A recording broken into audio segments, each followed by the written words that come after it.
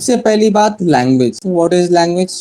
भाषा क्या होता है, क्यों है भाषा, क्या जरूरत है भाषा की?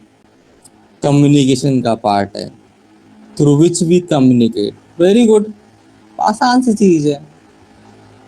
जो भी हम आपको ये क्लास में बता रहे हैं, आपको ये बातें समझ कैसे आ रही है?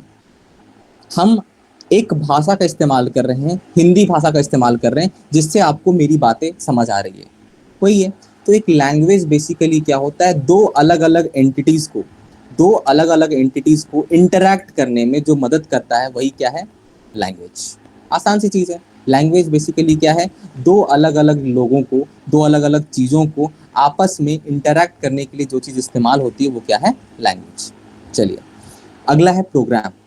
प्रोग्राम के बारे में बात की। अगर जब भी कोई आपसे पूछे ना what is a program, short में आप बस ये बोलिएगा, set of instruction. Set of instruction, ठीक है। अब एक एग्जांपल लेते हैं। जैसे लेट से आपको मैंने कहा कि मेरे को ऐड करना है, तो कैसे करेंगे? तो आप मेरे को क्या बताओगे? सर, सबसे पहले आप वो संख्याएं ले लीजिए जिन संख्याओं को आपको ऐड करना है, ठीक है। उन संख्याओं को रख लीजिए और उसके बाद उन दोनों को जोड़ दीजिए, ठीक है। जोड़ के जो रिजल्ट आया वो बता दीजिए। तो ये आप जो तीन चार अलग अलग लाइंस पता है ना, ये चार अलग अलग इंस्ट्रक्शंस हैं। अब इन्हीं के समूह को हम क्या बुलाते हैं? इन्हीं के समूह को हम बुलाते हैं प्रोग्राम। तो ये था आपका प्रोग्राम। प्रोग्राम क्या है? Set of instructions. इंस्ट्रक्शंस के समूह को हम क्या बुलाते हैं? प्रोग्राम। अलग अलग इंस्ट्रक्शंस हैं, उनके समूह को हम बुलाते हैं प्रोग्राम। चलिए, अब प्रोग्रामिंग लैंग्वेज क्या है और इसकी जरूरत क्या पड़ेगी?